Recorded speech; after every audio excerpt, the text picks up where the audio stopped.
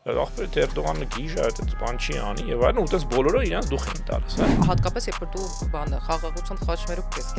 կերտում։ Դու պետք է հասկանաս, որ այդ պետությունից անընդհատ վտանգ է գալու տարբեր ձևերով։ Օրինակ դրա վարվկայությունը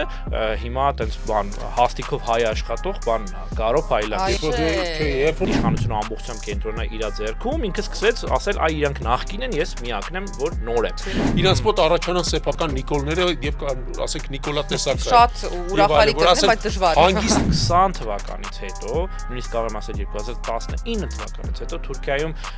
աննախադեպ հակահայկական քարոզությունը։ Այդ մարդը կնվեր ես ասում շուկաներում մանեկա մարդկանց հետ խոսեցի, դու մի ասա, իրանք արյունից մսից մարդիկ են, ինչ կա, որ եկեք գնանք Թուրքիերի հետ լավ լինենք։ Ասել են մասին, որ մենք տեղյակ չէինք, որ հարցակվելուն, իհարկե տեղյակ էինք։ Իրանք չեն ասելու, մենք գնացինք, ես գրավեցինք, այն գրավեցինք։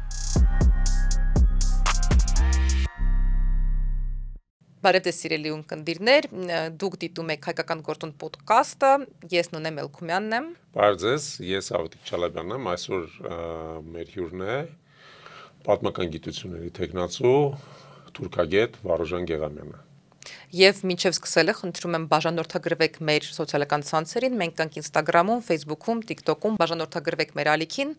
եւ գնացինք։ Ես մի գործընկեր ունեմ, գործընկերքին, ով ինձանից էապես ավելի մեծ է, գերմանացի ազգությամբ, մենք աշխատում ենք տարբեր նախագծերում, ու ինքս տարբեր երկրներում ընդհանրապես աշխատել է։ Ու իր ամուսինը թուրք ազգությամբ, ընդ որում Գերմանիայից թուրք չի, հենց Թուրքիայից թուրք է, Բոդրումից է, դեպի Հունաստան։ Բայց ինքը այդ իմ գործընկերուհին գրեթե ոչինչ չգիտեր Հայաստանի մասին եւ այն խնդիրների մասին, որոնք որ մենք Թուրքիայի հետ ունենք կամ Ադրբեջանի հետ ունենք, ես ահագին իր հետ խոսել եմ, բացատրել եմ, այսօրվա օրով ինքը ցեղասպանություն է ընդունում, Արցախ ընդունում եւ այլն, բայց հետաքրքիրը դա չէր, հետաքրքիրը այն էր, որ ես պարզեցի, որ ինքը ունենալով բազմաթիվ թուրք ծանոթներ, լինելով շատ զարգացած մարդ եւ շատ հետաքրքրասեր, լինելով ոչ ստանդարտ հայացքների տերկին, գրեթե ոչինչ չգիտեր այն թեմաների մասին, որոնք որ մեր համար այսքան ակտուալ են։ Ու հիմա մոտ հարց է առաջանում. թուրքերը հայերի մասին ընդհանրապես ինչ գիտեն։ Շատ լավ հարց է եւ ինչպես որ ցանկացած լուրջ եւ լավ հարց ունի հեշտ պատասխան եւ այտենց մի հատ բանով չեմ կարող մի նախադասությամբ կամ մի ձևակերպմամբ չեմ կարող տալ։ Երևի թե այս 3 հիմնական բաները, հանգամանքները պետք է առանձնացնել, երբ որ այդ հարցին փորձենք քիչ թե շատ համապարփակ պատասխան տալ։ Առաջինը որ Թուրքիայում գիտեն հայերի մասին։ Դա պայմանավորված այն պարզ հանգամանքով, որ ինչպես սիրում է կրկնել թուրքական կառավարությունը, հայերը եւ թուրքերը համատեղ բնակության երկարատև փորձ ունեն, ինչը ճիշտ է։ Իրենք չեն ասում դրա շարունակությունը, այդ համատեղ բնակությունը գերազանցապես եղել է կոնֆլիկտային կամ առնվազն այսպես հակամարտածին, այսինքն կոնֆլիկտ ծնող, նա եւ անդադար եղել են կոտորածներ, ասիմիլյացիաների տարաբնույթ փորձեր եւ այլն։ Եվ իմիջիայլոց միայն հայերի հանդեպ չէ, որ այդպես է եղել։ Ուրեմն գիտեն, քանի որ իսկապես շատ-շատերի համար իրենց բնակության վայրերում, հատկապես երկրի այն բնակավայրերում, որոնք կամ Արևմտյան Հայաստանի մաս են, կամ հայաշատ ուրեմն համայնք, այսպես բաներ են, հա քաղաքներ են եղել, ասենք նույն հիշատակած Բոդրումը կամ ասենք Քյոթահիան կամ այլ նմանատիպ տեղեր, այդ տեղի մարդիկ տեսել են, ունեն առնչություն, իրենք գիտեն, որ Բաքվում կա եկեղեցի կամ եղել է եւ այլն։ Երկրորդ շերտը, որ անշուշտ պետք է ասել, որ Հանրապետության հիմնադրումից ի վեր, այսինքն 1923 թվականի առաջին օրվանից, էլ դե Օսմանյան կայսրությունը չեմ ասում, Թուրքիայում անդադար խոսում են Հայաստանի եւ հայերի մասին։ Եթե մինչեւ 1991 թվականը դա գերազանցապես հայերի մասին զրույց էր, եւ հայերի մասին զրույց ընդ որում այսպես ունենալով թիրախում երկու հանգամանք, A. երկրում մնացած հայերը եւ B. հայկական սփյուռքը, որը հատկապես 1950-ականներից գերակտիվ սկսում է աշխատել, եւ ուրեմն փաստորեն իրենց համար այսպես խոչընդոտ հանդիսանալ, ապա 1991 թվականից հետո դրան ավելանում է նաեւ եւս մեկ շերտ Թուրքիայի հետ փակ սահման ունեցող մի երկիր, Հայաստան։ Պետություն արդեն։ Պետությունը հետեւաբար չի կարող այս թեմաները ռուսերեն ասած բան, հա, ապրաբատվեց ջանի, այսինքն չի կարող դրա մասին չխոսել հանրության հետ համապատասխան թուրքական թեզերով։ Ոստի հայության նկատմամբ Թուրքիայում կա եւ Հայաստանի նկատմամբ կա ընդհանուր առմամբ բացասական վերաբերմունք, որը շատ հեշտ ապացուցել է, եթե մենք նայենք ցանկացած սոցիոլոգիական հարցում, ընդ որում ես չեմ խոսում փողոցային հարցումների մասին, դրանք շատ ավելի այսպես ռադիկալ պատկեր են ցույց տալու, այլ խոսքս գիտական սոցիոլոգիական հարցումների ֆոկուս խմբերի հետազոտությունների մասին է, որոնց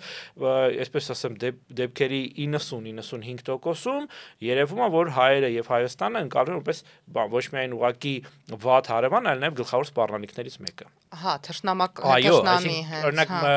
Քադիր Հաս համալսարանը, լավագույն մասնավոր համալսարաններից մեկը Թուրքիայում, ամեն տարի անում է հարցում, այդ հարցման արդյունքները հարցումը գերազանցապես նվիրված է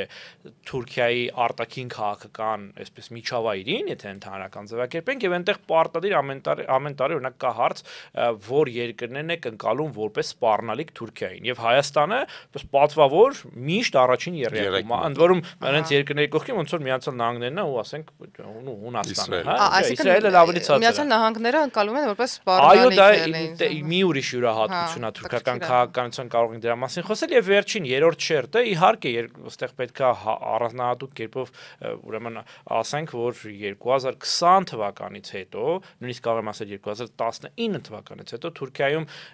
աննախադեպ հակահայկական քարոզությունը ամբողջ մեյնսթրիմ, այսինքն հիմնական մեդիաների կողմից, հեռուստատեսություն, թերթեր, մեդիահարթակներ, փորձագետ կոչվածներ եւ այլն, որը ինչպես կռահում եք համընկնում է 2020 թվականի պատերազմի նախապատրաստական շրջանի, դրա իրականացման շրջանի եւ այս պայն Հայաստանի վրա գործարկող ճնշման հետ։ Եվ որպես ամփոփում ասեմ, որ 2023 թվականի նախընտրական արշավի ժամանակ, որ համընկավ Գարնան հետ, նախագահական ու խորհրդարանական ընտրությունների, այդ արշավում հայկական թեման վատ իմաստով, այսինքն հակահայկական թեման, իդեմս այսպես կոչված Զանգեզուրի Միջանցքի եւ մնացած բաների top 5 ամենաշատ քննարկվող թեմաներից էր նախընտրական արշավի շրջանում։ Վարուժան, բայց այստեղ իսկապես պարադոքս կա, հա, որովհետեւ տես եթե մենք նայենք նախորդող իշխանությունների ժամանակաշրջանում հայ-թուրքական հարաբերությունները եւ նախորդ իշխանությունների հռետորաբանությունը առնվազն ասենք երկրորդ նախագահի օրոք հաստատ է հռետորաբանությունը ավելի բարենպաստ չէ Թուրքիայի համար, բայց հակահայկականությունը ավելի թույլ էր։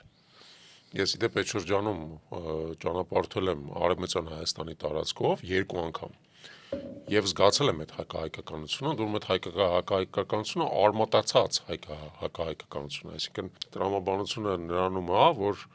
դե հայերը մեր հետ հարամյակներով ապրել են, բայց հետո մեզ դավաճանել են եւ այլն, որի մասին առանձին կարող է անդրադառնալ, բնականաբար դա բավական կեղծ շինցուն նարատիվ է, հասկանալի է, բայց այդ բանը կար, բայց համենայն դեպս դա պարադոքս է դա, որ դժվար է ասել 2019 թվականին այդ ինչ առիթ են հայերը տվել Թուրքիային։ Ոչ մի տենց առիթ չի եղել։ Առիթ չի եղել, ճիշտ է, բայց եղել է հակառակը, եղել է ակնհայտորեն նախապատրաստություն 2020-ի հարձակման։ Ես երկու այդ թեմայով հոդված եմ հրապարակել, մանրամասն ցույց տալով միայն Էրդողանի հռետորաբանության փոփոխության դինամիկան 2019 թվականից 20 թվականի պատերազմից առաջ ընկած հատված, հա, եւ նաեւ հետո գործընկերներս հետ միասին ամբողջական գիրք ենք այդ շրջանի մասին բան արել, հրատարակել գիտական աշխատություն ատելության խոսքի դասական թիրախների անունով, որտեղ ցույց են տվել այդ շրջանում այլ հնարավոր ոլորտներում ու հարթակներում ու ուղղություններով ու ձևաչափերով հայության դեմ իրականացված թիրախավորումները, հա, այսինքն ստեղ ես իմ հիմնական վարկածը, որը կարծես թե հեշտ է ապացուցել, նաև որ իրենք 18 թվականին որոշումը ունեին, որ պետքա լինի այն ինչ որ եղավ 2020-ին ու դրանից հետո, եւ այդ որոշման իրականացումը հետեւողական սկսվել էր նաև մատուցել, բան անել, հա, այսպես հանրության հետ դրա շուրջ սկսել աշխատել եւ իսկապես մենք չենք ունեցել ընդհանրապես մինչեւ 2020 թվականի ամռանը երբևէ որևէ դեպք սկսած 1992 թվականի գարնանից, երբ որ Թուրքիայի բարձրագույն ռազմաքաղաքական ղեկավարության որևէ ներկայացուցիչ իրեն թույլ տա միջամտել ուղիղ կերպով ռազմական կոնտեքստ ունեցող հարցերում Հայաստանի ներքին գործերին, տես բան մինչեւ 20 թվի գարնան վերջ չի եղել եւ օրինակ մեզ համար 20 թվականի այդ շրջանում նշածը գարուն համար նաեւ դա էր կողմնակի ապացույց, որ բան կա, փոփոխություն կա policy, քաղաքականության ակնհայտ փոփոխություն կա եւ իրանք հանրությանը այտենց պատրաստում են։ Ես ուզում եմ մի բան էլ ասել, այդ Բոդրումի տղայի բանը փակելու համար էլ, այսպես ասած, հա։ Ջաջայի։ Մեծ մարդու։ Այդ մարդու խնդիրը շատ դեպքերում ո՞րն է, ինչի վրա միջերոց դե ֆակտո իշխանությունը շատ լավ բան են անում, մանիպուլացնում են հասարակությանը, հայության կոնտակտները թուրքերի հետ, իրենք չեն ներկայացնում, այսինքն այն թուրքերը, որոնց հետ մենք գերազանցապես շփվում ենք, կենցաղային մակարդակն է։ Համ կենցաղային, այո, շատ ճիշտ է, բայց ավելի բան կարևոր, որ մենք հանդիպում ենք թուրքական հասարակության համար մարգինալ շերտերի հետ։ Քաղաքական իմաստով իրենք մարգինալ շերտեր են, այսինքն այն մտավորականները, որոնց հետ ՀԿ-ները տարբեր ծրագրեր են անում, գնում հանդիպում են, դրանք հիմնականում Թուրքիայում դրանց ասում են սոլջուներ, այսինքն ձախ կողմնորոշում, սոցիալիստական կողմնորոշում ունեցողներ, որոնք հասարակության փոքրամասնություն են կազմում, ավելին հանրային օրակարգի վրա գրեթե ազդեցություն չունեն, ինչքան էլ իրանք չեմ Ծիծեռնակաբերդը ինչ որ բան գրեն, տենց ինչ որ իրանցից որոնք որոշները իրականում շատ խիզախ մարդիկ են եւ շատ ազնիվ մարդիկ են, ես առնչություն ունեցել եմ իրենց հետ շփվելու, բայց ես լավ հասկանում եմ, որ ինքը մարգինալ է անտեղ, ինքը ոչ մի վրա բանի վրա չի ազդում, օրինակ դրա վարվկայությունը հիմա տենց բան հաստիկով հայ աշխատող բանն է, Գարո Փայլյանն է, էլի, որ ինքը այդ կերպարը ստեղծեց, հետո հիմա փաստորեն թուրքական թեզերն է տարածում։ Ես ներողություն հենց այս բանը դա էի ուզում ասել, որ իմ մոտ տպավորություն կա այն բոլոր թուրքերից ում հետ ես շփվել եմ, իսկ ես բնականաբար ավելի շատ շփվում եմ մարգինալ միգուցե ինչ որ օղակների հետ, ընդ որում ոչ միայն մարգինալ իրենց քաղաքական տեսանկյունից, այլ պարզապես փոքրամասնությունների, իրանց ինտելեկտուալ, իրանց ինչ որ տարբեր մակարդակներով։ Առաջին բանը, ինչ իրանք ինձ ասում են, եւ դա ես նկատել եմ, մենք ունենք այս հայ ընկերը, չգիտեմ, Ստամբուլում, Բոդրումում կամ ինչ որտեղ, այնքան լավ է, կամ մենք, չգիտեմ, կնքում ենք մեր երեխային հայկական եկեղեցու կողմ, կամ մենք գիտենք, որ այսինքն մի կողմից իրանք պաշտպանվում են, ես ենթադրում եմ դրանով, մյուս կողմից իրանք ցույց են տալիս, որ այստեղի հայերը, էքսպոնատ հայերը, այսպես ասած, իրանք հետ օքեյ է, հա, սենց ինչ որ հատ պատմություն։ Համ դա, այո, շատ ճիշտ ես ասում, բայց էլի մի շերտ էլ ավելացնենք էլի այս բանին, պատկերին, մենք շատ դեպքերում, երբ որ ասում ենք, ես գնացի տեսա հայրը, բան թուրքերին տեսա, թուրքերի առևտուր արեցի, եկեք չերքենք, որ տենց իրականություն կա, էլի։ Իհարկե կա, ալիքը կա, հա։ Եվ այդ մարդիկ օրինակ, որ տենց հետո բան են ինչ-որ պատմություն են պատմում, իրենք կամ ասես ոչ գիտակցաբար կամ երբեմն նաև շատ լավ գիտակցաբար, իրենք ասում են, «Այ ես տեսա այդ թուրքին, արա գիտես ինչ կարգին մարդն է, ինչ լավն է, հայրից լավն է» եւ նման կարծատիպեր են բանանում, բայց նորից հայ, նույնիսկ եթե պատկերացնենք, որ իսկապես ինքը անխոչնդոտ է, ոչ մի հարցի չի բախվել այնտեղ, այնուամենայնիվ ինքը շփում այն մարդկանց հետ, որոնց թուրքական պետությունը դոստուպ տվել է, թույլտվություն տվել է, որ քո հետ շփվի, որովհետեւ քաղաքական թեմաներով չկա հնարավորություն անել գործողություն, որը չի վերահսկում ազգային անվտանգության կողմից Թուրքիայի, հա, եւ երկրորդը այնտեղ այդ մարդիկ ի սկզբանե տրամադրված են քո հետ աշխատել, ինչու, որովհետեւ դու եկամուտի իրենց համար ախտեր ես։ Սելեկցիա է, էլի տեղի ունենում, բնական սելեկցիա։ Էլի, նայեք, ինձ թվում է մենք պետք է հասկանանք, որ Թուրքիան իրականում շատ բարդ, բազմաշերտ, ինչ-որ իմաստով դուալիստական պետություն է, որովհետեւ դու մի կողմից իդեմս Թուրքիայի ունես բավական առաջադեմ համալսարաններ, հա, աշխարհի լավագույն, ասենք, հարակի մեջ թուրքական համալսարաններ կան։ Երկրորդը, դու ունես բավական զարգացած օրինակ բարձր տեխնոլոգիական արդյունաբերություն, մանավանդ ռազմաարդյունաբերությունը, որ սաղի շուրթերն է, հա, Բայրակտարը, Ռոկետսանը եւ այլն։ Դու ունես թեթև արդյունաբերություն, դու ունես ենթադրենք տուրիստական ինդուստրիա, որից որոշ հայեր շարունակում են օգտվել։ Ես օրինակ երբևիցե չեմ օգտվել, բայց որոշ հայեր շարունակում են օգտվել եւ այլն։ Այսինքն եթե դու դրա հետ ես առնչվում, դու տեսնում ես Թուրքիայի պայմանականորեն ասած քաղաքակիր դեմքը։ Եթե կներես դու փամուկ ես կարդում կամ բիրանդ ես կարդում, բան դու էլի տեսնում ես Թուրքիայի փամուկին հենց կանդրադառնանք, բայց դու տեսնում ես Թուրքիայի քաղաքակիր դեմքը։ Բայց դրա ներսում կա այսպես ասած խորհրդային պետությունը Թուրքիայի, որը երբեք չի վերացել, որը իմիջիալից ասում քեզ շատ շարունակական է, ասում ես, երի թուրքերից անցել է, քեմալականներից անցել է,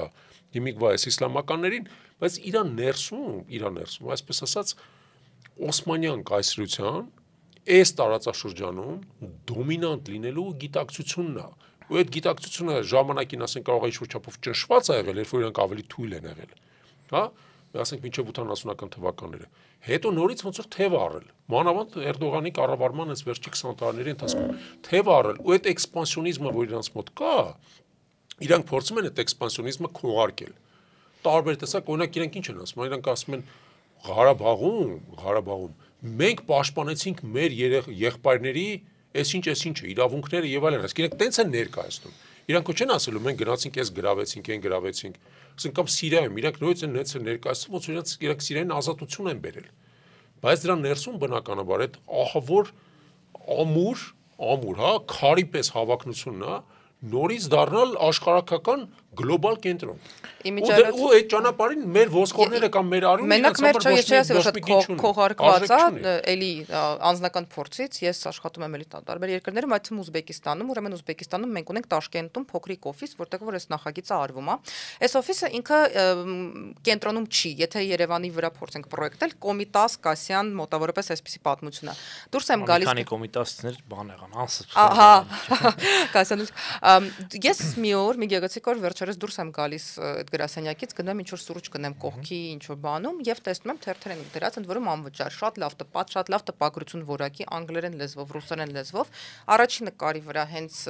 Էրդողանը, Ալիևը, Ուզբեկստանի նախագահան եւ այլն, տակը գրած է թուրքական աշխարհ, թուրքական, չգիտեմ ինչ, ու ամբողջ թերթը նվիրված էր դրան, ամբողջությամբ։ Ու իրաց դիսկուրսի մեջ էլ դա, այսինքն այդ էքսպանսիան առնվազն soft power-ի տեսքով ինձ թվում է լավ էլ այո, լրիվ ճիշտ եք ասում, երկու բաներն էլ այսպես մասնագիտական մեր բաների մեջ լիարժեք տեղավորվում են, հա, ձեր դիտանկյունները։ Ես մի փորձեմ մի քիչ էլ ավելի լայնացնել ձեր ասածը։ Ընդհանրապես կա կարծրատիպ հայության, ընդ որում հայության իմիջիայլոց ցախական շրջանում, այդ էս էլ է հետաքրքիր, որ օրինակ Թուրքիայի ցախերը շատ ազգայնական են, շատ հարցերում, իսկ Հայաստանի ցախերը գեսի պրոթուրքական են, հա։ Տենց մեծամասնությամբ տենց է եկել։ Հիմա մեր մոտ կա այդ ստեղծված ինչ-որ միֆ, որ Թուրքիան իրացիոնալ է, երբ որ ուզում է ինչ-որ նոր տարածքներ կամ փորձի իր ազդեցությունը տարածել ավել լայն տարածաշրջանում, քան իր սպային հաստատված պետական սահմաններին, իսկ եթե հանկարծ ինչ-որ վատ բան անում, այդ ոչ դրանից է, որ հա, քո նշած խորքային պետությունն է այդպես մտածում եւ ինստիտուտներն են համապատասխան աշխատում, այլ այդ դրանից է, որ ինչ-որ կա մի հատ խելագար քաղաքական գործիչ, այլ այս դեպքում Էրդողան, որը այդպես ինչ-որ բան է, չգիտի ինչ անի, ես առաջի անգամ չեմ ասի դա եթերում, բայց մեկ անգամ էլ հիշեցնելը վատ չի, ես օրինակ լսել եմ 2020 թվականի ամռանը, երբ որ ինձ կանչել էին քննարկման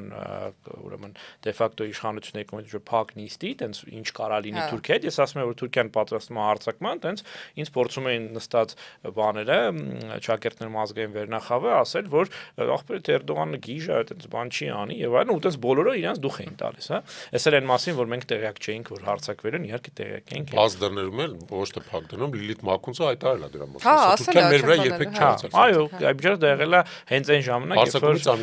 ոչ որ երբ որ ասացի, մենք առաջ անգամ ֆիքսեցինք, որ իրանք խառնվում են Հայաստանի ներքին գործերին։ Հենց այդ նույն օրերին եղել, շատ լավ հիշում եմ, որում ես բարձրաձայնողներից մեկն եմ եղել, շատ այսպես բան նուրբ բարձրաձայնելով, նկատի ունեմ առանց ինչ որ բանի, դատապետման, այլ ասելով, որ մենք ոնց որ սխալ ճանապարհով ենք գնում, ու դրանից մի քանի օր անց այդ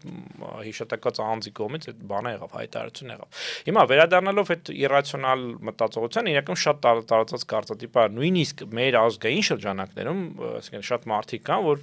մասնագետ չեն բնականաբար, այդ կա այդ մոլորությունը, որ այ որ Էրդողանը գնա, կգա մի հատ ավելի այսպես բան, ինչ որ ավելի տենց համեստ տղա եւ էլ տենց բաներ չի անի, ինչը տենց չի, որովհետեւ ես միշտ օրինակ ուսանողներին օրինակ եմ բերում, ասում եմ ամենակրթյալ քաղաքական գործիչներից մեկը Թուրքիայի վերջին մի քանի տասնամյակների պատմության Բյուլեն Տեջևիտն է եղել, որ ինչ կրթություն ասես ստացել է տենց անդադար բան սոցիալիզմ, դեմոկրատիա եւ այլն, հենց դարձավ վարչապետ մի քանի ամիս հետո ինքը Կիպրոսի գրավման հրամանատվող եւ օպերացիայի ղեկավարն է եղել, այսինքն այդտեղ ու այդ Կիպրոսը մինչեւ հիմա օկուպացված է, ոչ ոք չի փոշմանել ու ոչ ոք ներողություն չի խնդրել բնականաբար։ Հետեւաբար պետք է հասկանալ, որ Թուրքիայի քաղաքական բանում, այսպես ինտելեկտուալ աշխարհում ու շրջանակներում դոմինանտ գաղափարախոսություն, եթե շատ գիտականորեն խոսենք, դա ռեալիզմն է, քաղաքական ռեալիզմն է, այսինքն այդ երկրում չկան այդ լեվելի այդ մակարդակին հասնող քաղաքական գործիչներ, որոնք հանկարծ կարող ասեն, գիտեք, ինչ կորեք տարածքը կարևոր չի։ Այսինքն ցախականությունը ստեղ բացառված է ամբողջությամբ, այսինքն հնարավոր չի պատկերացնել մեկին, ով կհասնի այդ մակարդակի, նույնիսկ եթե ասենք պայմանական, ասենք, որ այսօր Էրդողանը համեմատաբար այդ խորքային պետության սյուներից մեկին համեմատաբար չեզոքացրել, նկատի ունեմ բանակը, ինչը այդպես չի չեզոքացրել, իրանք կերպափոխել ամբողջությամբ արտաքին քաղաքական գործիքի, եթե առաջինքը նաև ներքին գործիք էր։ Ուրեմն ռեալիզմը քաղաքական դա գերակշիռ մտածողության ձևն է թուրքական քաղաքական կյանքում, եթե դուք նայեք Ես վերջերս մի հետազոտության համար նայում էի ուրեմն Թուրքիայի քաղաքական աշխարհագրության դասագիրքը, որով դասավանդում է բուհերում, օրինակ այդ դասագիրքը ասենց ամբողջությամբ կարելի է դա կարդալ եւ ամբողջությամբ հասկանալ Թուրքիայի արտաքին քաղաքականության տրամաբանության այն հիմնական գծերը, հա։ Այսինքն այստեղ չունենք բացառություն, ուրեմն իր հերթին սա նշանակում է, որ ինչ ղեկավար էլ գա, եթե ինքը բան չի, այտենց արտաքինից դրված Մարիանի հետ կա չի, այնտեղ համարյա անհնար է պատկերացնել, եւ եթե ասենք տենց կերպար չի, ինքը ամեկը գնալու է այն նույն գծով, որը ինստիտուտը իրան պատրաստել է, հա։ Վարժան, իդեպ կնես մտածում, բայց ինձ թվում է դու նշեցի ռեալիզմը, բայց թուրքական քաղաքական բանը միտքը աչքի անգնում ոչ միայն ռեալիզմով, ծայրահեղ ռեալիզմով կամ պրագմատիզմով, այլև նախաձեռնողականությամբ։ Ես դրան եմ գալու, այո, ռեալիզմն է, հենց նախաձեռնողականություն, դու երբեք չես կարող հանգիստ նստես, մտածես, որ իրանք հանգիստ նստած են։ Իրանք հանգիստ նստած չեն։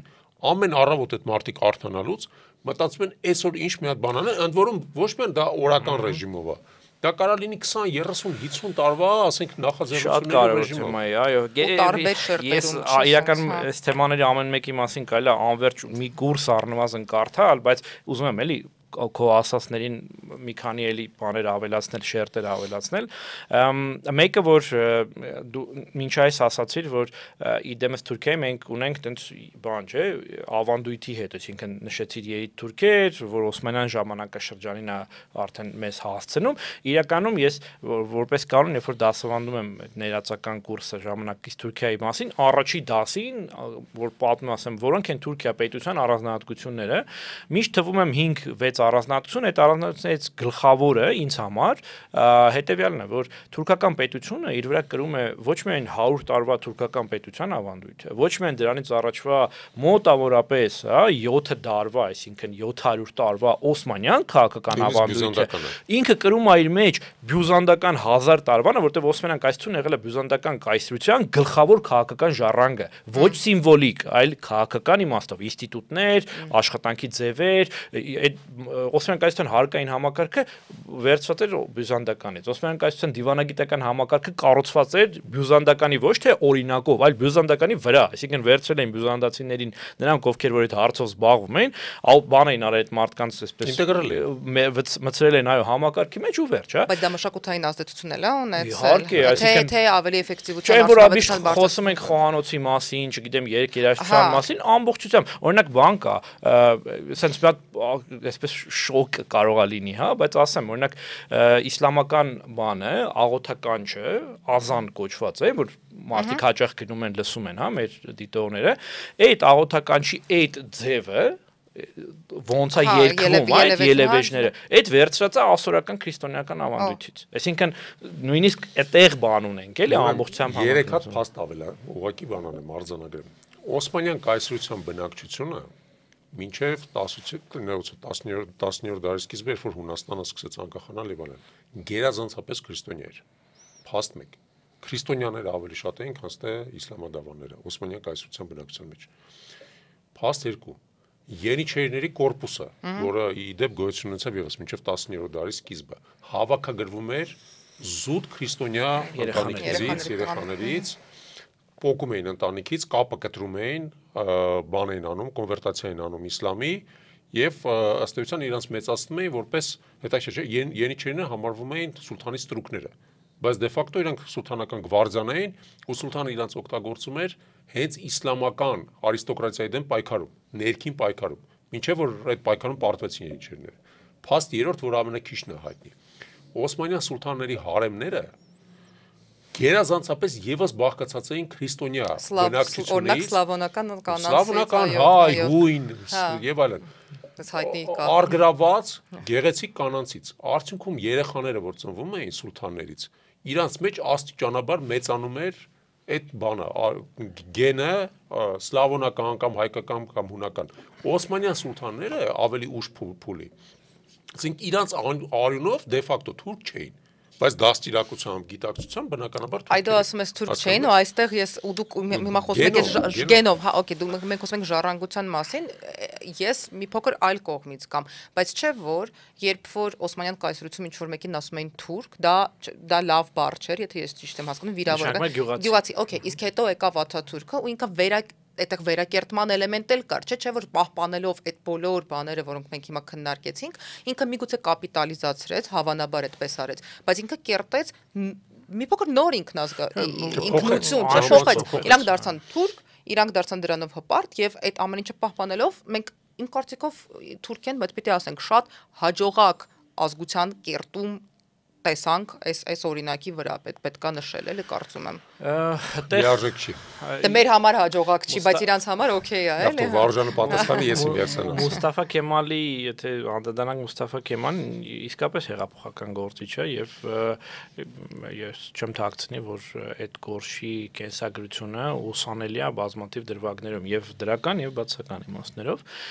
Ինչ վերաբերում է ինչքանով այդ ինքնության վրա ինքը ազդել, նախ պետք է հիշել Մուստաֆա Քեմալը այդ հետո ոնց որ բանն է, էլի թուրքական պաշտոնական պատմագրությունը, որ նաև կոչվում է քեմալական պատմագրություն, արդեն անունը խոսուն է,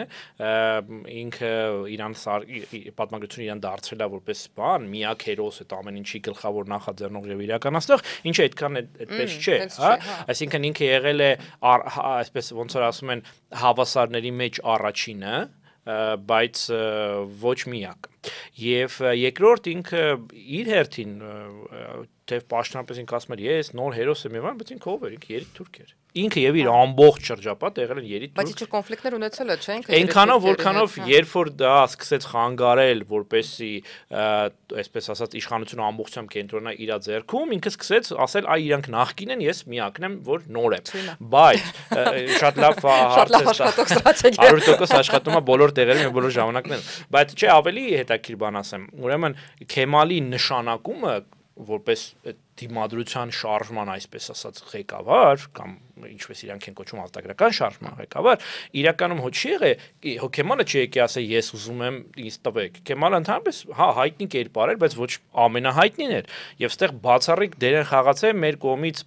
ուրեմն պախարակվող եւ ճիշտ ենք անում որ անում ենք, հա, եւ հետո էլ իրենց արժանի պատիժը գրած Թալիաթ եւ Էնվերը եւ հատկապես Թալիաթ Փաշան, որը Բերլինից հերագրերով պահպանելով այն ամբողջ ցանցը, որ ինքը ուներ երկրի տարածքում, նախկին սպաներ, հատուկ ծառայություններ եւ այլն, ինքը Բերլինից հերագրերով ամբողջ այդ այսպես դիմադրության այդ շարժման, ազգայնամոլական այդ շարժման մասնակիցներին ասում էր, որ սրանից հետո խմբվում եք այ այս մարդու շուրջ։ Եվ պատահական չէ որ Հանս Լուկաս Կեյզերը մեր ժամանակների ամենախոշոր հետազոտողներից մեկն է Օսմանյան կայսրության, ուրեմն Հանս Լուկաս Կեյզերը նույնիսկ այդպիսի գիրք ունի, որը շատ խոսուն վերնագիր ունի, Թալիաթ Փաշա, The Architect of Genocide and Founder of Modern Turkey։ Ժամանակից Թուրքիայի հիմնադիրն ու ճարտարապետը։ Ինչի, որովհետև եթե չլներ Էնվերի այդ բան հերվից աշխատանքը ինքը հետ էր քաշվե տերողտուն Թալիաթի Էնվերն էլ է դեր խաղացել բայց գլխավոր այո Թալիաթը եթե ինքը հետ չքաշվեր 18-ին ասել ես մնում եմ իշխանության բան մենք այս ամեն ինչ կանենք կպարտվեին 100% բայց ինքը հետ քաշվեց ցանցը պահեց ու սկսեց ցանցով աշխատել որ դիմադրություն կազմակերպի եւ Աթաթուրքը առաջի տեխնացուն չի եղել այդ բանի կազմակերպման հա այստեղ էլ ենք տեսնում այդ պետական ավանդույթի միջայլոց յուրահատուկ այստեղ էլ որ բանը կա չէ եթե օրինակ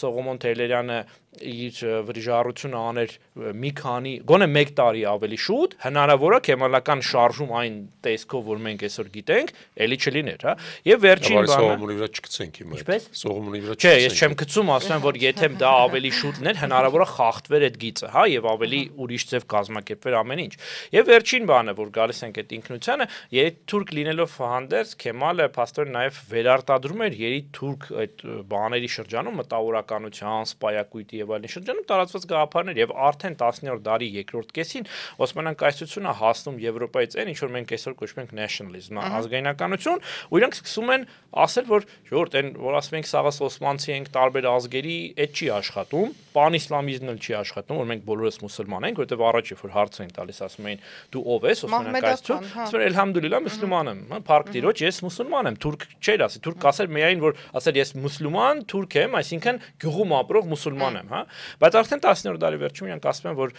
ինքնության նոր տարբերակը, նոր արժեքը ինքնության կենտրոնում պետք է լինի թուրքական ազգին պատկանելը, որը նաև համընկնում է այդ ժամանակ Օսմանյան կայսրության արտաքին քաղաքականության հետ, որտեղ եթե մենք սաղս թուրք ենք եւ գլխավոր արժեքը թուրքն է, ուրեմն մենք կարող ենք փորձել մեր շուրջ համախմբել այլ մեծ նման թուրքերի, իսկ այլ մեծ նման թուրքերը գտնվում են Օսմանյան կայսրության գլխավոր հակառակորդ երկրի տարածքում, ռուսական կայսրության։ Ու փաստորեն պանթուրքիզմը ոչ թե պանթուրքիզմը բերեց նրան, որ թուրքերը որոշեցին Կովկասը գրավել եւ փորձել չեն Բաքուն գրավել անցնել կենտրոնական ասել, ճիշտ հակառակը, պրագմատիկ արտաքին քաղաքականությունը տեսավ, որ պանթուրքիզմի գաղափարը իդեալական համապատասխանում է կայսրության դեպի արևելք ծավալմանը։ Ինձ թվում է այդ միշտ է տենց, էլի, դեպի արևելք ծավալումը։ Չէ, այն որ գաղափարը եթե պրագմատիկա ինքը գաղափարապես աշխատում է, պանթուրքիզմը այդտեղ պրագմատիկա է գաղափարը դեմ են պայքարում։ Հա, ես հասկանում եմ, հիմա ասում են, որ պանթուրքիզմը ծագեց, այ այդ մարդիկ պանթուրքիստ են, դրա համար ցեղասպանություն արեցին։ Հիմա այլ հո պանթուրքիստներ չկան։ Ես հիմա անունը պանթուրքիստ չի, բայց ինչ որ անում է, դա ուղիղ իմաստով պանթուրքիզմ 2.0 էլի, որի վեր։ Պետք է հասկանալ հետեւյալը, հա, որ Թուրքիան կամ Օսմանյան կայսրությունը ինքը պատմականորեն կանգնած է եղել ընտրության առաջ։ Եվ պանթուրքիզմը իր համար ակնհայտ ընտրություն չի, բացատրեմ ինչի, որովհետև ընդհանրապես ասած այդ ամբողջ կայսրությունը սկսել է Կոնիայից։ Կոնիայի շուրջը Օսմանի ցեղի աստիճանաբար ձեռք բերվող բան է։ Ճիշտ եմ, էլի Բութանիայից։ Որը որտեղից մենք ունենք Բութանիա բանին, դերս նույն Հա, բայց նահանգը։ բանը չէ, մենք մեր մոտ է Բութանիան վերջ։ Կոնիայի սպանությունների վերջը։ Այ իրանց բանը, այսպես ասած, իրանց էքսպանսիայի վեկտորը ուղղված է եղել դեպի արևմուտք ոչ թե արևելք։ Իրանք գնացել են մինչև Վիեննա են հասել։ Միայն Վիեննայի տակ պարտություն կրելուց հետո իրենց այդ արևմտյան էքսպանսիան դրանով կանգնացվել է, բայց պետք է հիշել, որ նաև զուգահեռ հարավ են գնացել, պրակտիկորեն ամբողջ արաբական տարածքը, որը մինչև այդ արաբական խալիֆաթի մեջ էր գրավել են, Եգիպտոսն են գրավել, նույնիսկ ինչ-որ պահեր դրանից էլ են կողմ են գնացել։ Դրա համար իրանք ուղղված են եղել, իրանց այս հոսքը ուղղված է եղել դեպի արևմուտք։ Խնդիրն է, որ երբ որ արևմուտքից, հարավից, ամեն տեղից իրանց ոնց որ հետ են բրթել, դրանից հետո են իրանք դեմքը շուռ տվել, ասել մի րոպե, բայց ընդհանրապես ասած մենք Ալտայից ենք եկել, մի հատ եկեք հետ տներով։ Չէ, ոչ թե մենք հետ գնանք, այլ մեղմ ասած ընդ մեր թողած չեն ասել։ Լավ կներ թողեին գնային, Ալտայ մեզ էլ հանգիստ տվել։ Չէ, բայց մեր ընդ պապեր տատերն են մնացել, մեր են ցեղակիցներն են մնացել, ընդ որում մեզանից հետա մնաց բան։ Եկեք մի հատ գնանք իրանց տիրություն անենք, իրանք մեր համար շուկա են, իրանք մեր համար դեմոգրաֆիայի աղբյուր են եւ այլն։ Ուզում ասեմ, պանթուրքիզմը իրանց մոտ առաջացել է, ես լրիվ համաձայն եմ Վարուժանի հետ, առաջացել է ըստ էության այն պահից սկսած, երբ որ օսմանիզմը, պանիսլամիզմը եւ այլն այդ բոլոր գաղափարները սնանկ են դուրս եկել, այսինքն Վիճե, նորից ինձ թվում է, որ կարելի է այտենց էլ բան քննարկել դա եւ հավանաբար ես ոչ մի կերպ չեմ հերքում, որ դրա մեջ իհարկե ռացիոնալիզմը կա, բայց ինձ թվում է հենց նույն այդ նախաձեռնողական ռեալիզմի, օֆենսիվ ռեալիզմի կոնցեպտը հենց նրանում է, որ այդ գաղափարախոսությունը այստեղ մեր տատերն են կամ այստեղ մենք չստացվեց կամ այստեղ կստացվի։ Ինքը հետո է գալիս, որպեսզի դու բացատրես քո ինչ որ քայլերը։ Ինձ թվում է, որ երբ թե մենք խոսում ենք այդ նույն օֆենսիվ ռեալիզմի կոնտեքստում, Թուրքիան կգնա այնտեղ, որտեղ որ ինքը կարողանա գնալ։ Կկարողանա արևմուտք, կգնա արև այն ժամանակ, կկարողանա արևել, կգնա արևել, կլինի այդ soft power-ով, okay, կլինի այդ hard power-ով ավելի լավ։ Ուզում եմ ասեմ, գաղափարախոսությունը հետո տակն է գալիս, որպես justification, որպես բացատրություն ինչ որ բանի։ Իմ մոտ այդ տպավորությունն է համենայն դեպս։ Եվ որպեսզի ավելի բարձրացնեմ այս ասածս, երևի սենց հա պատկերավոր նկարագրեմ։ Բացի նրանից, որ իրենք կրողներն են, այն ինչ որ մենք կոչում ենք հարձակողական ռեալիզմ, հա, այսինքն տենց անդադար փորձել պայքարել, որպեսզի ուժերի հավասարակշռություն պես, այլ նաև իրենք կրողներն են նրա ինչ որ մենք գիտության մեջ կոչում ենք աշխարհագրական դետերմինիզմ, այսինքն երբ որ դու հասկանում ես, որ աշխարհագրական գործոնները մեկաեական են լինելու քո քաղաքականության վարման համար, եւ դրա համար Թուրքիայում աշխարհագրական երկրի ընկալում այն ինչ որ Հայկ Ասատրյանն է Գարեգին Նիժդեը մեզանում փորձում էին անել 1920-30-ականներին, իրենց մոտ ֆանտաստիկ բան է, այսպես հա հիմնավոր է դրված եւ ես շատ հաճախ էլի ուսանողներին երբ որ բացատրում եմ այս արտաքին քաղաքականության սկզբունքները, ասում եմ գաղափարախոսությունից առաջ ուղղակի բացեք քարտեզը, պատկերացեք որ դուք հիմա նստած եք Ստամբուլում, դուք եք որոշում կայացնողները բան, հա, այսպես թուրքերի անունից, ու մի հատ նայեք ձեր համար զուտ աշխարհագրորեն, որոնք են ձեզ համար առաջնային ու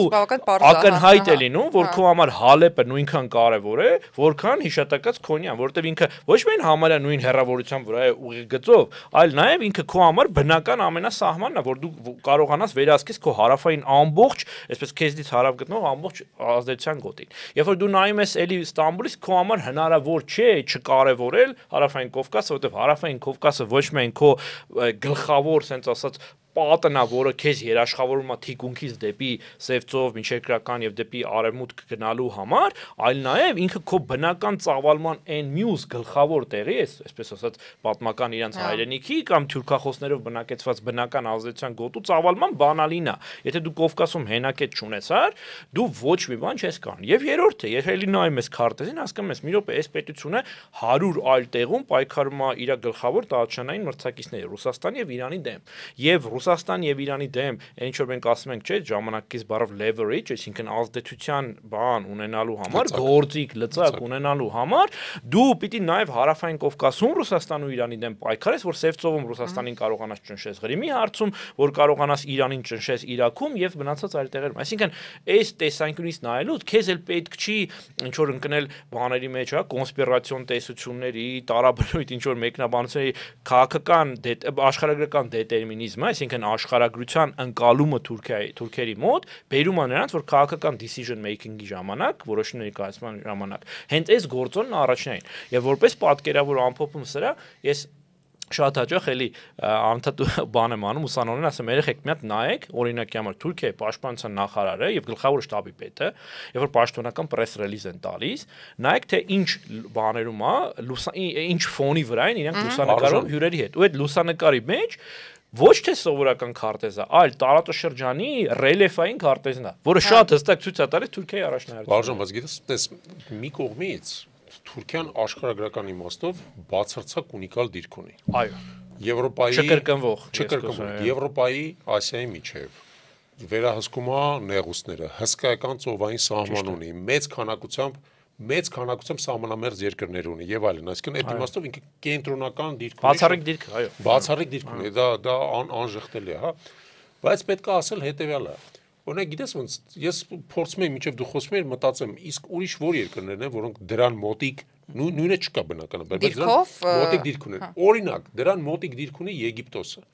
Եգիպտոսը։ Սուեզի ջրանցք ունի, գտնվում է Ասիայի եւ Աֆրիկայի սահմանում, էլի մեծ քանակությամբ բաներ ունի, հա, սահմանակից երկրներ ունի, Թուրքիայից ավելի մեծ է, Թուրքիայից ավելի մեծ բանակ ունի։ Բայց ի տարբերություն Թուրքիայի, Եգիպտոսը էքսպանսիա չի ձգտում։ Այդտեղ պետք է հասկանալ, որ Թուրքիայի դեպքում վերադրվում է բացառիկ աշխարհագրական դիրքը իրանց բացառիկ էքսպանսիոնիստ մտածելակերպի հետ, հասկանաս,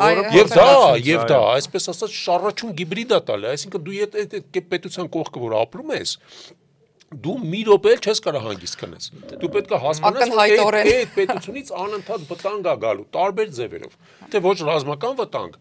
մշակութային վտանգ, եթե ոչ մշակութային վտանգ, տնտեսական վտանգ, որովհետև իրանց բանը տրամաբանությունը այդ է, իրանք անընդհատ ապրում են էքսպանսիայի։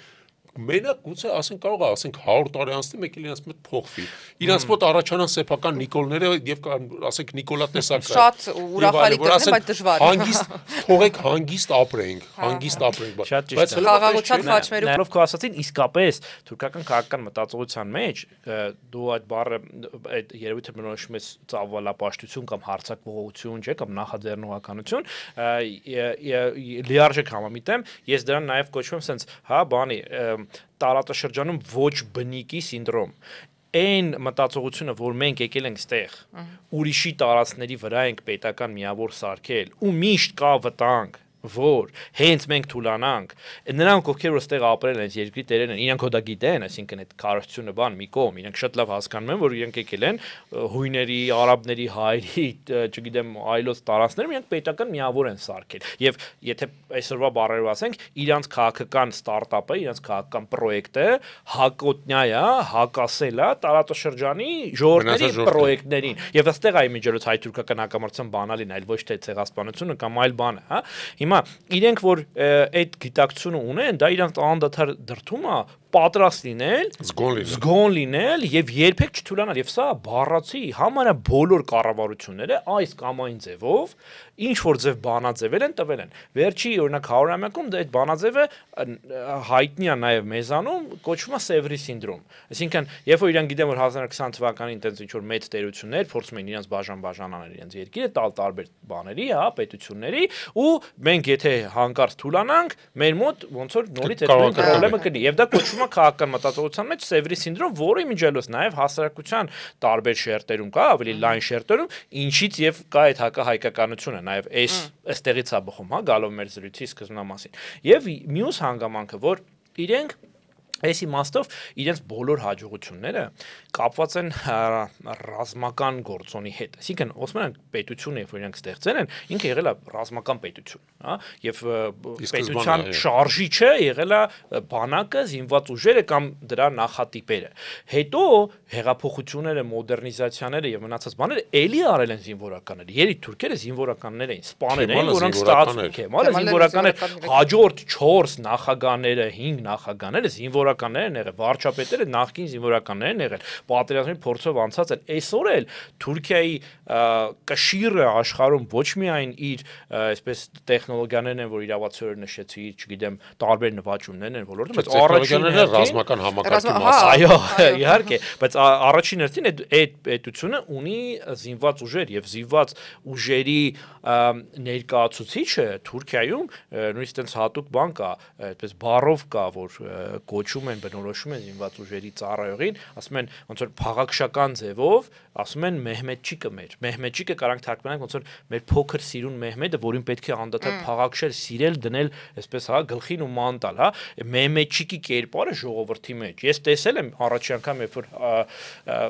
դա խորքային դաշտային աշխատանք է իրականացնում շատ տարիներ առաջ արդեն Թուրքիայում Էրզրումի շրջանում էր Արևմտյան Հայաստանի տարածքում, ես շատ լավ հիշում եմ, որ ականատես եմ եղել մի քանի այդ օրերին բանի զորակուչային ոնց որ արարողության ոնց էին ворթիներին ճանապարհում բանակ դա զուռնադհոլով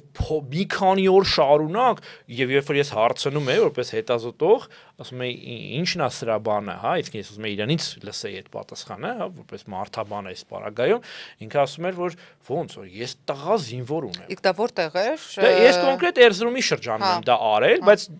նույն բանը ես ականատես եմ եղել 2015 թվականին Սևծովյան Տրաբզոնի Ռիզեի շրջանում նույն բանին ես ականատես եմ եղել Էսքի Շեհիրի շրջանում, այսինքն ուր ես եղել եմ, դա մի քիչ ավելի այսպես բան, դեպի արև նույն բանն է, այս իմաստով ընդեղ էլ բանակը, եթե այստեղ ինքը առաջին հերթին ազգայնամոլական բանա, ոնց որ զենք գործիկ ինչ ուզում եք, հա, կոչեք, արևմտյան հատվածում ժողովրդի մեջ այդ կերպարների շարքում առաջին տեղում այնա որ զինվորը նաև այս պետության հիմնադիրն է ու մեր արդիականացման կնոջ էմանսիպացիայի, չգիտեմ, բանի մեր աշխարհիկության եւ այլն, այսինքն ֆենոմենալ բան է, դրա համար նույնիսկ այդպեսի բան կա հետազոտություն կա, շատ լավ աշխատանք է գիտական, նվիրված ժամանակից Թուրքիային, ասում է բանը The Nation of the Army բանակի ժողովուրդը, բանակի ազգը, հա, այսինքն դրա հիմքի վրա, իսկ բանակը ինչ է, ինքը ակտիվ բան է, ինքը չի կարա տեղը նստի, տենց ասի գիտեք ինչ կա բանը։ Տեղը նստի կդեգրադացվի։ Այսինքն կա այդ վերաբերմունքը ռազմական բանին եւ ֆենոմենալ։ Գիտեք ինչ, մենք այսքան քննարկում ենք, հա, ինչ որ բաներ եւ նորից վերահաստատում ենք իրար հետ Թուրքիայի ձգտումները, հա, կամ Թուրքիայի մեր նկատմամբ ունեցած վերաբերմունքը, բայց ես նկատում եմ, որ մենք միգուցե sense լավ չենք գիտակցում որպես ժողովուրդ, հա, այս միգուցե չէ, վստահաբար լավ չենք գիտակցում։ Ու ես այդտեղ վարկած ունեմ իրականում ինչի ասա sense տեղի ունենում։ Ինձ թվում է, որ տարիներ շարունակ, տասնամյակներ շարունակ, հատկապես ցեղասպանությունից հետո մենք ունեցել ենք թշնամու կերպարի ինչ որ բնութագրող բաներ, հա։ Հիմա ես չեմ ուզում իրանց կարծրատիպերը ասել, որովհետև իրանք սուտ չեն, իրանք ճիշտ են իրականում, բայց իրանք ինչ որ ձևի, իրանք ինչ որ լեգենդներ են, հա, թեկուզ եւ ճիշտ, որոնք որ մենք ունեցել ենք թշնամու կերպարը բացատրելու համար։ Այս լեգենդները չեն մոդեռնիզացվել, եւ որովհետեւ իրանք չեն մոդեռնիզացվել, իրանք շատ հեշտ է դարձել բեկանելը, այսինքն պայմանական ինչ որ հիմա չեմ ուզում անուններ տալ, բայց տանում են travel grant այդ հայտնի Հրանտիկի foundation-ի, գնում են այդտեղ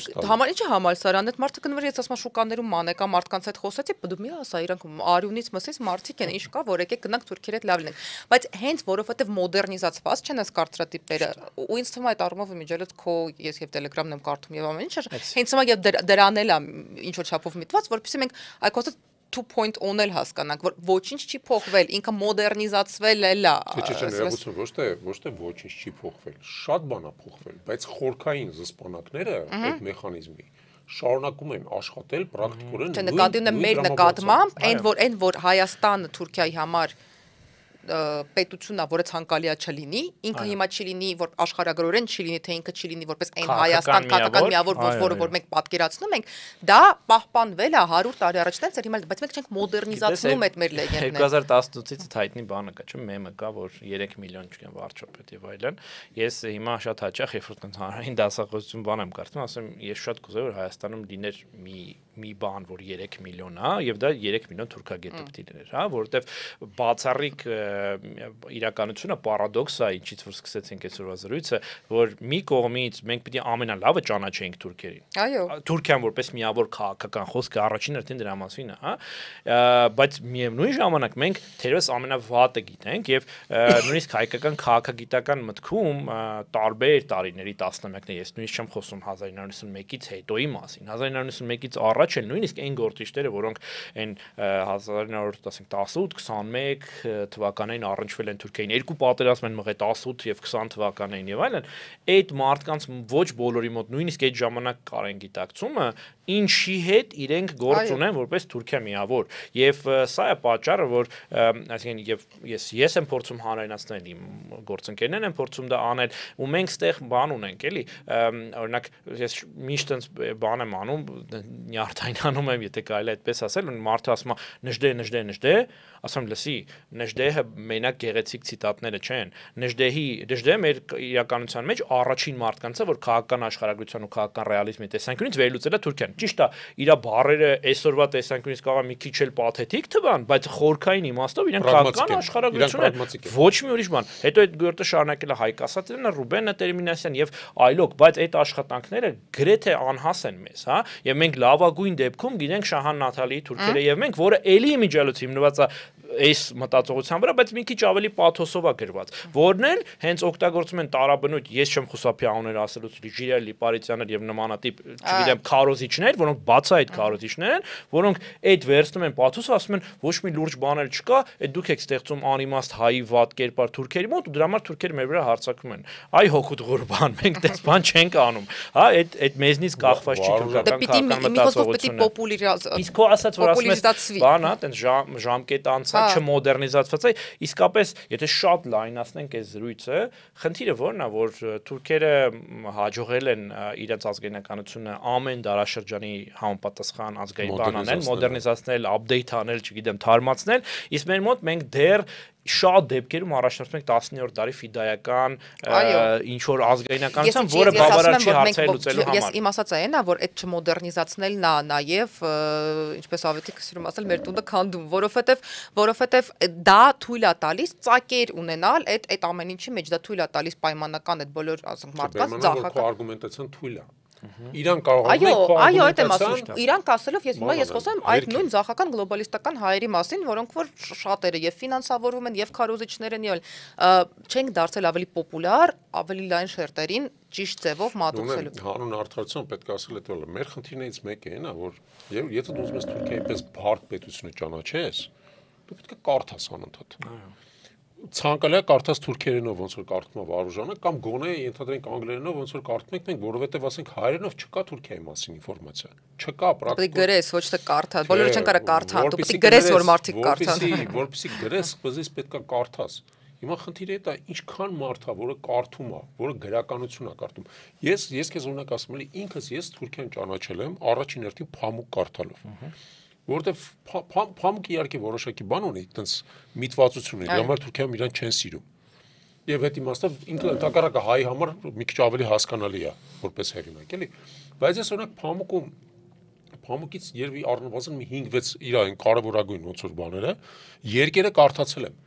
Ու դա իմ համար ոնց որ բացահայտել է Թուրքիան։ Լրիվ ուրիշ տեսանկյունից է բացել, որովհետեւ փամուկը ներսից է դա գրել։ Դա չի գրել դա հայերի համար, նա գրել է Թուրքիայի համար։ Ֆիլտրացված ամեն դեպքում ինձ թվում է, էլի մատուցումը։ Պետք է, բայց ասենք դու տեսնում ես Թուրքիան լրիվ ուրիշ տեսանկյունից, դու սկսում ես այդ երկրի մեջ տրամաբանորեն ապրել այդ երկրի տրամաբանությամբ հասկանում ես։ Հա, Վետիժան, ես հասկանում եմ, լավ կլիներ որ բոլորը կարդան, երբևիցե դա չի լինելու, երբեք դա չի լինելու, մեծամասնությունը կարդար։ Չեմ ասում բոլորը կամ բոլորը փամուկ կարդան, բայց ես ասում եմ հետեւյալը, եթե մենք տես ամենապարզ բանը քեզ ասում, հա,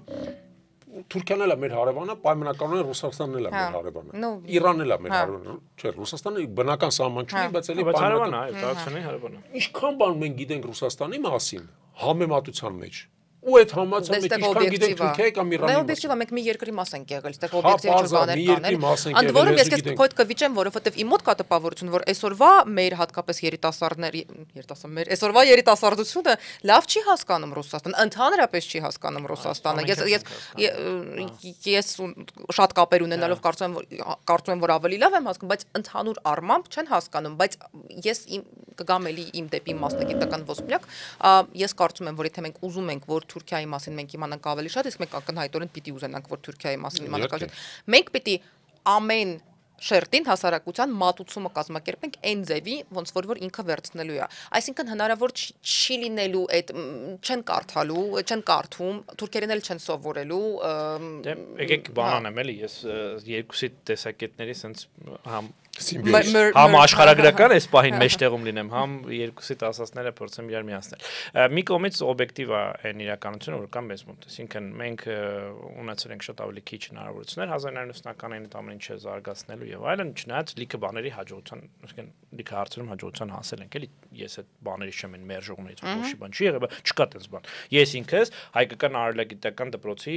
պրոդուկտ եմ, այսպես իմ վրա, ես այդ դպրոցի վրա եմ կանգնած եւ այդ դպրոցը այստեղ է հնարավորություն լիքը բան հասկանալ, իմ ջերդ ասեմ, որ ես երբևէ որևէ միջազգային տեղում երբևէ չեմ զգացել, որ իմ ունեցած գիտելիքները քիչ են, կամ ես ինչ որ տենց ահա որ հետ եմ բան, որ այսինքն այստեղ եթե աշխատանք կա, ուրեմն հաջողություն կա, հա։ Երկրորդ բանը, որ միևնույն ժամանակ, այսինքն մեր մոտ ինչ որ դպրոցներ եղել են եւ շարունակում են ել, վառ օրինակը իմ հարացած ֆակուլտետն արհեստագիտության ֆակուլտետը, որ իմ ջերս պատահական չէ Թուրքիայից ու Ադրբեջանից անդադար թիրախավորվել է 91 թվականից ի վեր, ասում են այդ ֆակուլտետը պիտի փակվի, ինչի, որտեղ այնտեղ ծնում են հայ ազգայնականների։ Պարզա չէ ինչի են թիրախավորում, որտեղ այնտեղ գոնե կան մարդիկ, որոնք հասկանում են այդ երկրները, հա։ Եվ երրորդ հանգամանքը, որ իհարկե, այստեղ մենք գնում ենք ինչ-որ իմաստով, այն ինչ-որ մենք հիմա խոսում ենք, դեռևս մեյնսթրիմին դեմ, այսինքն համաշխարհային մեյնսթրիմին է դեմ, հա, այդ ծախականություն, գլոբալիզմ եւ դեռ եմ ասում, Աստված Տրամփին երկար կյանք տա, բայց մենք իսկապես այդ մեյնսթրիմին, որ գնացել ենք դեմ, դա նաեւ դժվարացրել է մեր գործը ստեղ այդ քարոզիչների դեմ պայքարել։ Ես չեմ ասում, որ մենք ամեն ինչ արել ենք քարոզիչների դեմն առնելու համար, թուրքական քարոզությունը չտարածելու համար, բայց չէ, եղել է, ես ասեմ, անհատապես արվել է, բայց շատ բան չի արվել, որը բերել է նաև նրան, որ կարանք տենց հանգիստ ապրենք, կարևորը բանակը պինդա, բանակը կպահի, մնացածն դե բան, ռուչնոյ ռեժիմով, հա, ռուչնոյ ռեժիմով հնարավոր է կա, դա իստվա պրոբլեմատիկ է, որովհետև մեր դեմ խաղում է պետություն կամ գործում է պետություններ, որոնք աշխատում են բան սիստեմավորված, այսինքն համակարգված եւ հետեւաբար։ Արոժան, ընդ որում կնես, որ քեզ ընդհատելու, հասկանաս չէ, որ այդ պետությունը թուրքիական այդ ձևով է աշխատել այդ նույն մեյնսթրիմի պայմաններում։ Իհարկե։ Կարողացել իրանք էլ ունեն մեյնսթրիմի ճնշումը, պահի հասկանում։ Լինելով շատ ավելի մոտ այն պետություններին, որոնք որ այդ մեյնսթրիմը ընդհանրապես ներդրել են գլոբալիստական մեյնսթրիմը, Թուրքիան ակնհայտ է, իրաց ՆԱՏՕ-ի անդամ է, բայց այնտեղ չի աշխատում, երբ աշխատում չէ, մեր դեմ այդ առումով շատ է աշխատել։ Ես չեմ խոսում իմիջիալոց մասնագիտական շրջանակներ, ես բացարձակ չեմ կասկածի տակ դնում, որ մենք փայլուն մասնագետներ ունենք եւ լավ դպրոց ունենք։ Ես ասում եմ, որ դա պիտի դառնա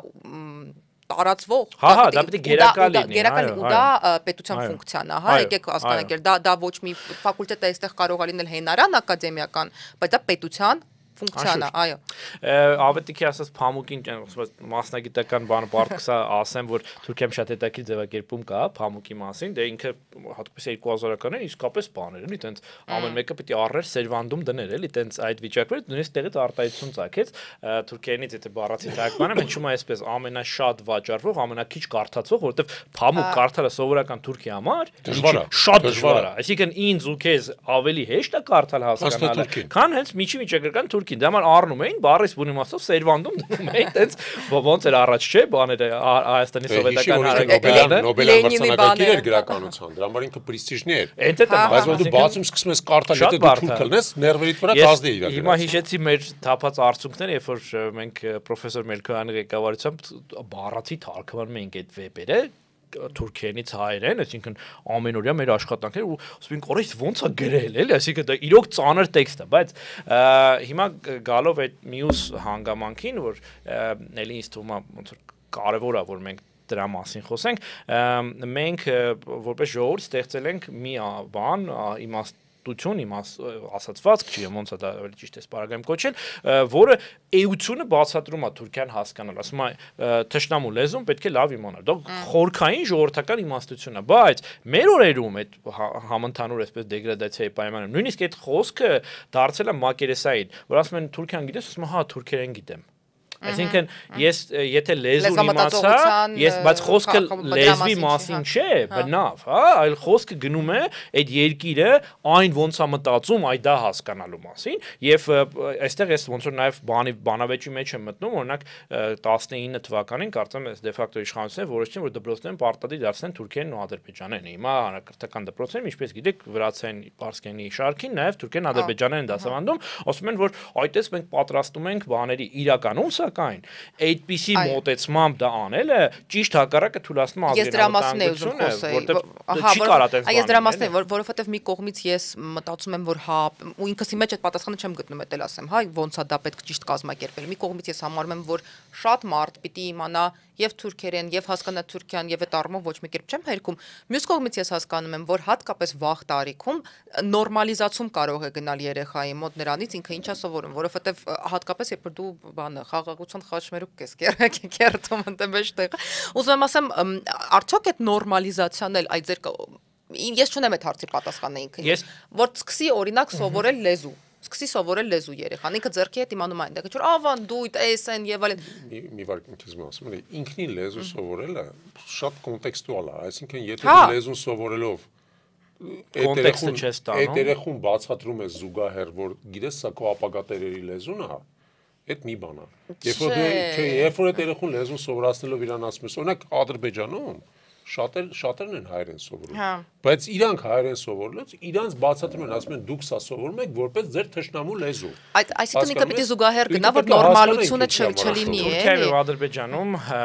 հայերեն դասավանդում են բացառապես մասնագիտական շրջանում։ Թուրքիայում էլ կա։ Իհարկե։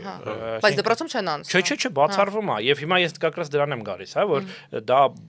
ամբողջությամբ անիմաստ գործողություն է, հանրակրթական դպրոցներում այդ լեզուն դա այդ երկու լեզուները դասավանդել, որտեղ ինքը ոչ մի խնդրեմ չի լուծում եւ հակառակը ստեղծվել լիքը խնդիրներ, որտեղ այդ երեխային նույնիսկ պատկասին եթե կոնտեքստն էլ է ճիշտ, մեկը ինքը հեշտ թիրախադառնում թուրքական ռոպագանդայի, որովհետեւ ինքը պիտի առաջ թարգմաներ, զարտուղի ճանապարհներով այդ տեքստը, այդ միտքը բերեր քեզ հասցրել, հիմա ինքը ուղիղ քեզա թիրախավոր, իսկ իր ռեսուրսները շատ ավելի շատ են, քան քոնը։ Netflix-ում թուրքական սերիալներ կան, Netflix-ում արդեն։ Ես ավելին ասեմ, այս պահին 2025 թվականի հունվարի տվյալներով Թուրքիան աշխարհում ամենաշատ սերիալ արտահանող երրորդ երկիրն է։ Դրանք սիրային սերիալներ էին, դրանք առաջ հիմնական մասը չէ, Великолепный век նելա սերիային սերիալ իրական պատմությունն է, չէ։ Հա, բայց չէ, ուզում եմ ասեմ ինքը սպეციფიկ բավականին թիրախուներ։ Այսօր իրանք մտել են Netflix-ու անում են թիրախավորված, ավելի երիտասարդ, ավելի պրոգրեսիվ մարդկանց վրա, այսինքն դու այսօր սովորացնես քո երեխային 10 տարի դպրոցում թուրքերեն, վաղը ինքը ասենք Netflix-ա նայելու։ Հիմա ես դրա շարունակությունն եմ ուզում ասել, էլի պրակտիկս էս փաստերի վրա հիմնված, էլի։ Ուրեմն այդ երկու երկրներում դասավանդում են ոնց որ ասի մասնագիտացված հատուկ հաստատություններ։ Այնտեղ ընտրված մարդիկ, ովքեր դա սովորում են, դրանք անցնում աշխատում են այն ինչ որ կոչվում է clearance, այսինքն ամբողջությամբ պետությունը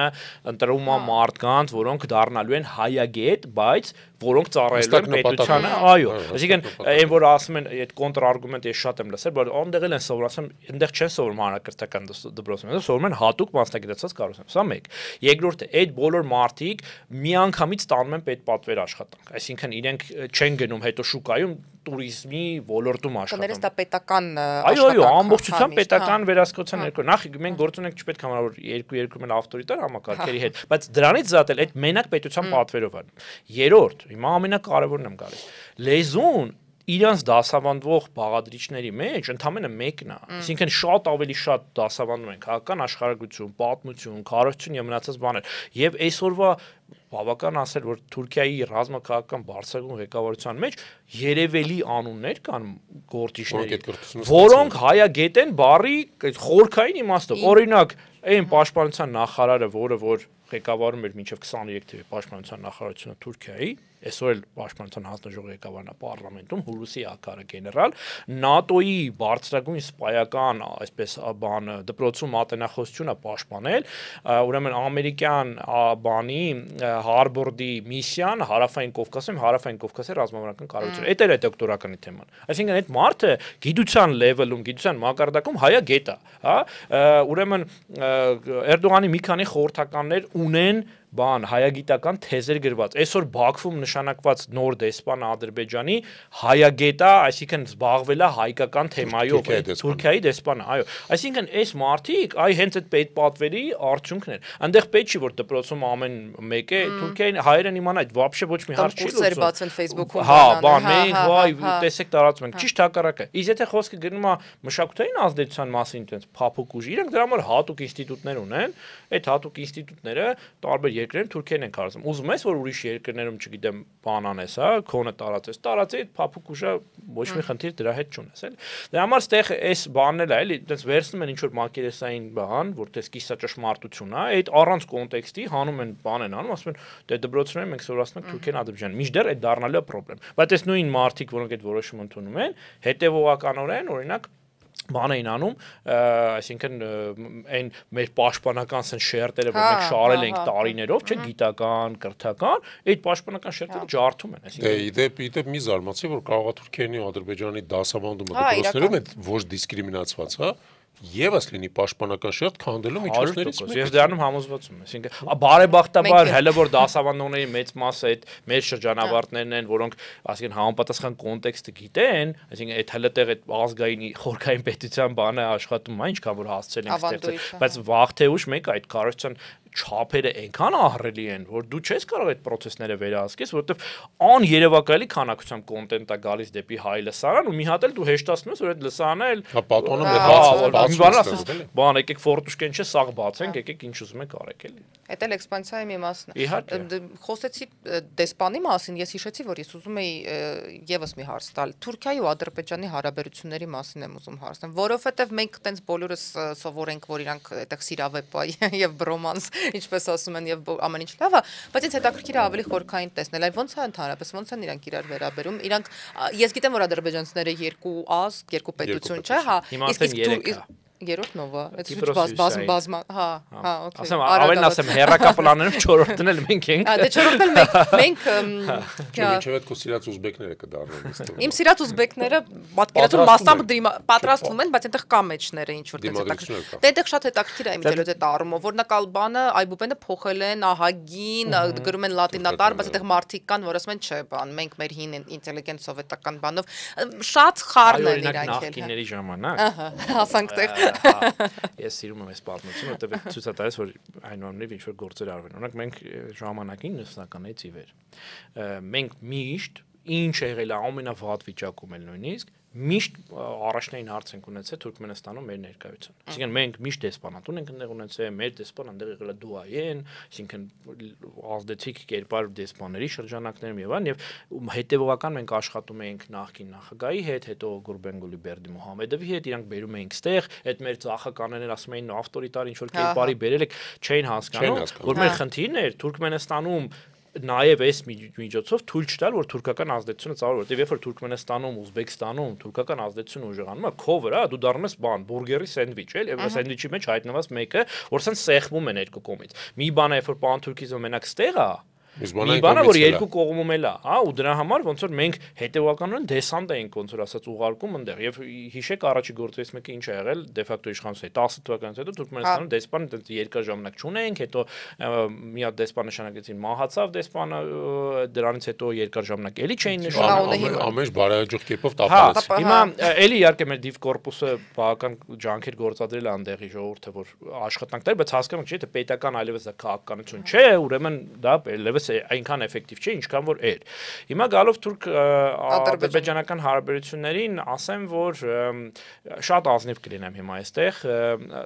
գիտության, այսինքն մեզ գիտնականներից համար այնտեղ կան բազմաթիվ չպարտված հարցեր։ Այսինքն մենք չունենք ինչի, ոչ թե նրա որ դժվար է հասկանալ, այլ որովհետև չկա բավականաչափ տվյալ, այսինքն դատա չկա, որի մենք կարողանանք օգտագործել։ Որովհետև այդ հարաբերություններում կան տասնյակ ինչ որ կոչվում է tracks, այսինքն տասնյակ կոնտակտային գծեր, տասնյակ մոդելներ աշխատանքի, իսկ շատ տեղերում բառի ուղիղ իմաստով արդեն ինտեգրացիա է։ Այսինքն, օրինակ բանակների մակարդակում մենք շատ բաներ չենք տեսնում, որովհետև էլ կարիք չկա դրա մասին հայտարարելու։ Այդ երկու պատվիրակություն չի դա երևում է, դա երևի մասը։ Ինտեգրացիան երևում է, այո, բայց դու էլ կոպիտ ասած որն է գիտնականի համար դատայի սկիզբը, չէ՞, օրինակ հայտարարություն, ծրագիր, հանդիպում եւ այլն։ Եթե այդ դրանք էլ չկան, որովհետև կարիք չկա դրա մասին հայտարարելու, որովհետև իրանք արդեն ոնց որ նույն բաժնի մեջ նույն հիմնարկի մեջ երկու բաժինը չեն հայտարարում, չէ՞, ինչ են այսօր իրար հետ քննարկել, որոշել անելու։ Այդ վիճակն է, որոշ ոլորտներում, այո, մենք առաջին հերթին իհարկե դա բանակն է, եւ 2020 թվականի ամռան դրությամբ մենք հանգիստ կարող ենք պնդել, այդ թվում նաեւ մենակ մենք չէ, նաեւ Արամեդյան գիտական շրջանակներում այդ հստակ այդ բանը կա, որ խոշորաշով Ադրբեջանի բանակը վերածվել է Թուրքիայի դաշտային բանակներից մեկին։ Այսինքն այնտեղ այն մակարդակում է ինտեգրացիան այլևս, որ խիստ հեշտ կառավարելի Անկարայից, հա, եւ դրա վարվկայությունը 2020 թվականն էր։ Մյուս հանգամանքը, որ կնես որ 2020 թվականն էր, եկեք մի հատ բացենք ինչ է նշանակում։ 2020 թվականից սկսած թուրքական բանակի մոդելներն են ներդրվում Ադրբեջանում։ Եվ նաև կառավարումը, այսինքն կառավարումը համակարգային է դառնում, կառավարումը, բան գլխավոր շտաբի մակարդակով։ Եվ արդեն ներքև որ դու նայում ես կառուցվածքային իմաստով, հա, օպերատիվ արվեստի իմաստով, տակտիկայի իմաստով, սպառազինության իմաստով եւ այլն, աստիճանաբար այդ իրականում ես կպնդեի հետեւել, որ Ադրբեջանում երկու բանակ ոնց որ կա, մի հատ իրանց հին սովետականը, մի հատ նոր թուրքականը, էլի, ու բայց աստիճանաբար այն հին սովետականը մարում է, նոր թուրքականը այսինքն մոդեռնիզացվում է դառնում թուրքական ունենք տվյալ, երկու տվյալ ասեմ, մեկը որ մենք թուրքական բանակի ներկայություն ունեցել ենք իմ տվյալներով, մենք ունեցել ենք նաև 2020 թվականի այսպես կոչված հուլիսյան մարտերի ժամանակ արտոնագրված ունեցել ենք։ Եվ երկրորդ բանը, որ այդ ավետիքի ասացի մասով 2021 թվականին ադրբեջանցիների պատահական արտահոսք էին արել մի հատ տվյալ, որը ես գտել եմ, հետո այդ տվյալը չկա, այսինքն բաներ էլի։ Իրանք այնտեղ շատ հստակ ասում են, որ այսօրվա ադրբեջանական բանակում էլ սպա չի մնացել, որ թուրքական որ առնվազն մի շաբաթ Թուրքիայում ռազմական կրթություն չի ստացել, առնվազն մի շաբաթ, այսինքն կարճաժամկետ զինվորական կրթություն, հա։ Այսինքն այս իմաստով այդ ինտեգրումը նույնիսկ սպայական բանն, այսինքն անձնակազմի վրա է ամբողջությամբ տարածված։ Կրթական համակարգում կան բազմաթիվ ինտեգրացիոն բաներ, այս փուլում կան հասարակական մշակութային մակարդակում Ցավոկ Ալիևի համար ինքը չի կարողանում վերահսկի թուրքականացման բանը, այսպես ալիքը, այսինքն իրենք դες փորձեցին 16 թվականից մոտավորապես անցնել բանի, որ մենք պանթուրքիստներ ենք եւ այլն։ Հիմա երբ որ տեսնում եմ, որ արդեն հասարակությունը ամբողջությամբ այդ գծի մեջ է մտել, ինքն նորից փորձում է ոնց որ կանացնի դա, որ ինքնությունը մեր ադրբեջանական այլ ոչ թե հենց թուրքական։ Մենք թուրք ենք, բայց ադրբեջանցի ենք։ Այդ process-ը իմ կարծիքով այլևս անբեկանելի է, այսինքն եթե սենց մնաց, իրենք վաղ թե ուշ որտեղ գիտես շարքային քաղաքացու համար ավելի ձեռնտու է թուրք, քան ստա ադրբեջանցի։ Նաև Ալիևն էլ է դրա համար պստարալսը, որ ասում են, որտեվ ինքը 20 թվականին ասում են մենք երկու պետությունով ենք կռվում, կամ դաժե 3, հա, ասում են մենք Թուրքիայի նույն բանն ենք։ Ինքը 4 տարի հետ է քարոզել ապրիլյանից հետո, հա։ Ինչև էլ իրանք Թուրքիային, ինձ մոտ կար, որ մենք կար ինքնության հարցը։ Մենք ադրբեջանցիներ ենք։ Մենք ադրբեջանցիներ, բայց այս ստեղ ենք մոտիկ։ Իմիջիալոց այդ առումով մի հատ հարց լրացուցիչ քիչ էլի, բանց դրանց ոնց է այդ դեպքում ես ում հասկանամ իրար հետ ապրում այս երկու իրարամերժ մոտեցումները։ Մեկը, որը թուրքերը ընդունում են, որոնք եկել են Ալթայից, եւ երկրորդը ադրբեջանցիները, որոնք թվում է թե սրանց հետ մի հատ ազգ են, բայց դու մի ասա, ըստ իրանց թեորիայի դարերով ստեղ ապրում։ Ոնց է այդ իրար հետ ապրում էլի, ասենք սրանց դարերով իբր ստեղ ապրելը։ Ալթայից եկել ենք մի քանի հազար տարի առաջ։ Չէ, դե չէ, մի րոպե, թուրքերը ասում են, չէ, որ իրանք նոր են ավելի, իրանք ընդունում են։ Մանասկերտի ճակատամարտը 1070 Թուրքիայում այլևս այդ հին բանը չկա, որ մենք ստեղ բնիկ ենք, էլ չկա դա։ Նու, կա, բայց շատ մարգինալ է։ Ադրբեջանում դա կա, բայց Ադրբեջանում նայեք, sense ոնց որ բան կա, էլի, կոպիտ ասած իրենք դեռ կարողանում են մի հատ sense հովանոց ստեղծել։ Այդ հովանոցի տակ հնարավոր է այդ հին տեսակետը, ընդորում այդ հին տեսակետը միայն կարևոր է հայկական ու պարսկական կոնտեքստում։ Ուրիշ կոնտեքստ ինքը չունի, որ մենք ստեղ բնիկ ենք ու կամ ավելին կամ բան ենք, էլի, դուք էլ հայերդ իրականում այդ բաներ եք, էլի, դե տարբեր հիմա պրոպագանդիկ իրանց բաները, բայց հա եւ ամփոփելով հարցը, ասեմ, որ մենք Ադրբեջան-Թուրքիա հարաբերությունները հասկանալու եւ անդադար մոնիտորինգ անելու, անդադար ուսումնասիրելու խնդիր ունենք։ Առաջ պետությունը մեզ այդ հարցում օգնում էր, որովհետեւ տալիս էր համապատասխան դատան, համապատասխան կառույցներից, հա։ Հիմա մենք դրանից զուրկ ենք ամբողջությամբ։ Բայց ես օգնում են ընկերները։ Այս մասը չենք կարող մեկնաբանել, ասում եմ, ես ոչ երկում եմ, դա լրիվ սուտ է եւ պետական գաղտնիք, հա, ոնց որ ասում են։ Ժոտ իսկ հոսք կա, հոսք Ադրբեջանից դեպի, օրինակ ես Միգրացիա, հա, այսինքն ավելի Նախիջևանից կա,